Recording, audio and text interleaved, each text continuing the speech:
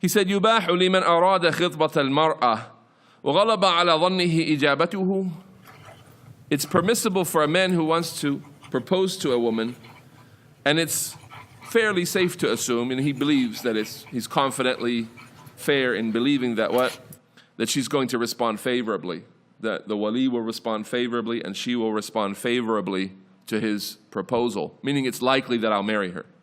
Then in that case, نَظَرَ مَا يَظْهَرُ غَالِبًا. Then he looks at whatever is normally apparent from her.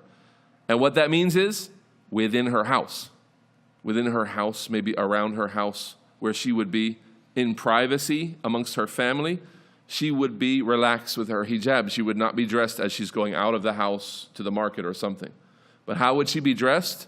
We're talking about good, modest people. She wouldn't be wearing a bikini because she's not out of her house. She wouldn't be wearing scandalous things. She's going to be wearing what? Like a house dress.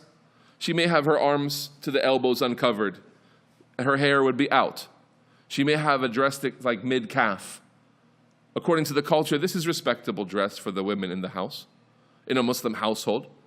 Just because she's not required to wear hijab doesn't mean that a woman is going to be in her house with tiny little shorts and, barely anything on. So in a respectable culture, you're going to have a woman with generally modest dress, even when she's not covering to go out.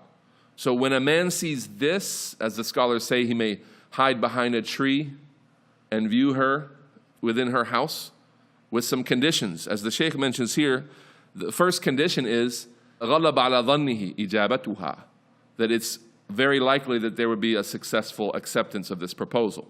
This is not a man who's out of his league going to propose to some woman that he's almost sure she would never marry him.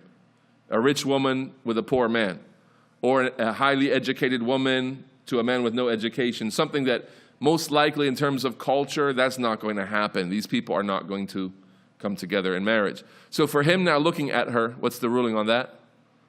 Haram, impermissible, like looking at any other woman here. There's no basis for him to look at a woman without her hijab on here in this case. This is only for when there is an assumption of a possible marriage going on. In terms of manners, we won't call them conditions, but manners. Secondly, that she doesn't know about the viewing. This preserves the modesty of the woman and the honesty of the view. The modesty of the woman and the psychology of the woman too.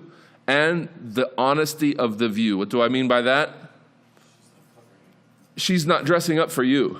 She's not going to look really nice because she's being viewed. This is just how she is in the house. That's what you need to know. You're going to marry this woman. You don't need to see her best look, how she's going to look the first night you're with her. You need to see the daily routine. That's going to be your wife in your house. So is this the kind of woman I want to see in my house all the time? So you want the average everyday view. You don't want the special dressed up prepared view. So that keeps the view honest. And also, what if you look at her and you decide against it? She doesn't have to know. A man came and looked and he wasn't happy with you. I guess he thinks you're ugly. And a woman cries. And a woman is affected by this. He doesn't want me?